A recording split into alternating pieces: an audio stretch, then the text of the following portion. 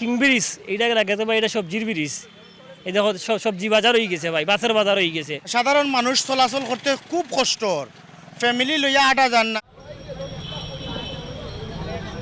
সিলেটের কিনব্রিজ দেখে বোঝার উপায় নেই এটি বাজার নাকি শুধু চলাচলের রাস্তা।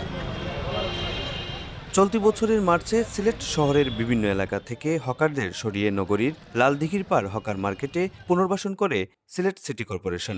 5 আগস্টের পর পর্যায়ক্রমে হকাররা কিনব্রিজের রাস্তা ও ফুটপাতে বসতে শুরু করে। এক পর্যায়ে তারা পুরো ব্রিজ দখল করে। এতে পথচারীদের চলাচল ব্যাহত হচ্ছে, এমনকি স্থানীয় প্রশাসন অভিযান চালালেও তারা জায়গা ছাড়ছে না। এতে ক্ষুব্ধ নগরবাসী। তারা পুরো এরিয়াটা অন্যায়ভাবে দখল করে আছে।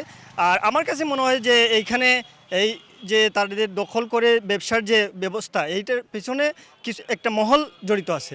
যেখানে পর্যটন আসার কথা ছিল, ছাত্রছাত্রী আসার কথা ছিল, মানুষ একটু দূষিত বিশুদ্ধ মানে হাওয়া এখান থেকে নিবে, কিন্তু পারতেছে না। এখানে এমনভাবে পরিবেশ নষ্ট হচ্ছে, এটা সম্পূর্ণ সিটি কর্পোরেশনের যারা দায়িত্ব আছে তাদের গাফলতি। হকারদের দাবি তাদের নামমাত্র পুনর্বাসন করা হয়েছিল, এমনকি মার্কেটেও মেলেনি চাহিদা মাফিক জায়গা। আমরা আগে ছিলাম আপনার লালদিঘির পার হকার্স মার্কেটে, এখানে আরিফ সাহেব মেয়রে পূর্ণবাসন দিছিল, এই জন্য আমরা এখানে ছিলাম। এখন এটা সংস্করণ হয় নাই, এই কারণে আমরা রাস্তার মধ্যে ফুটপাতে বসি। আমরা তো ভাই ফেটে দেয়া করি ভাই, তেলে করি আমরা।